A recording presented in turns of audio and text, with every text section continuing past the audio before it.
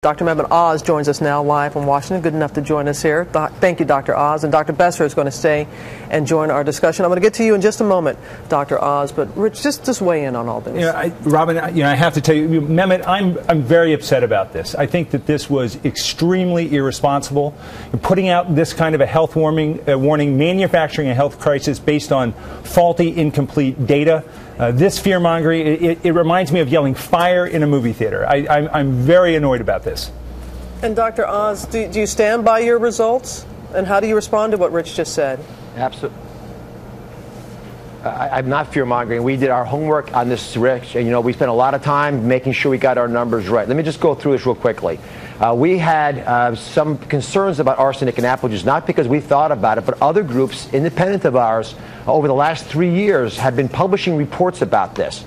I have to call into question some of the assumptions that you're making. First off, you claim that most of the arsenic in apple juice is of the organic type. That is not true.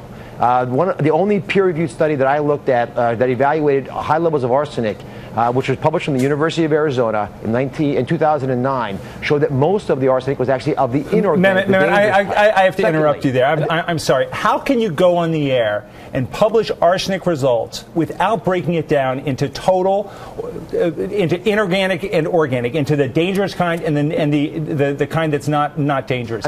Any food lab that does testing does total first and then looks to see, is it harmful? How can you tell people that this is harmful without even doing those tests? And how can you do testing in just one lab without getting those results confirmed by other labs? No good scientist would ever do that kind of work.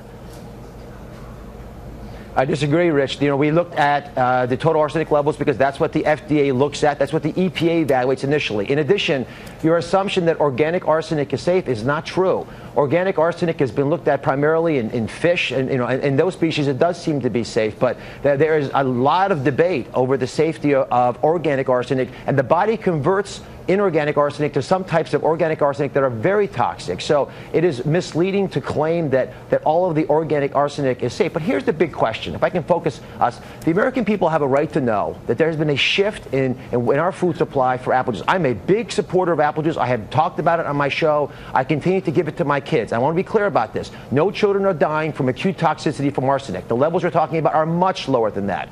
My concerns are about long-term effects over years of kids getting arsenic levels that are higher than we can tolerate. The FDA and the EPA have been continually reducing the amount of arsenic they think is safe for us. Mehmet, you are still implying that drinking apple juice is exposing children to toxic arsenic, and you haven't even done that test. That is wrong. That is fear-mongering. You're telling parents that they are poisoning their children, and you have absolutely no evidence of doing that. You haven't done those right tests. When other labs have tested the samples you tested, they found levels far lower than what you found. I mean, how can you say that there's an issue with that? Rich, when we got the results from the FDA, who, by the way, when we initially reached out to the Juice Manufacturers Association, the juice companies, and to the FDA, no one would participate in this discussion. Now, of course, they want to talk about it. Did you read the letters that they sent you? What letters that are on their website? I did. I'll get to that. Those letters are on our website. We published the entire dialogue so everyone can audit it on their own. But let me just complete the sentence. When we asked the FDA for information about how they determine the safe levels of arsenic in apples, they told us to file the Freedom of Information Act. We went on and did our own analysis. When we got the data from the FDA arguing that our numbers were erroneous, we retested the samples. Got in the same laboratory. In the same laboratory you've been using. In the same lab. Then we had a separate group. This laboratory, by the way, is the laboratory that tests commercial samples, and they send their data to the FDA, and they work with the FDA on those samples. So it's not some run-of-the-mill lab. This is a high-quality lab. We had another group, independent of us. Bottom line, Mehmet, are you still telling parents that their children are being poisoned by apple juice and they shouldn't drink that? Are you standing behind the claim that apple juice is poison? No, I never said that. Rich, I never said that. What I said was the American public has a right to know there are concerns because 60% of the apples in our apple juice come from overseas. We took great care in this country to ban arsenic in pesticides so we would protect our people. Now we're getting apples from other countries where they don't have those rules, where arsenic levels could be much higher. We had enough samples to raise concern. And again, it's not just us. 3 other groups had the same types of results. We just want to have the conversation. And we have been trying to make this conversation happen. The folks that we're talking to, both you and I, deserve deserve clarity on this issue.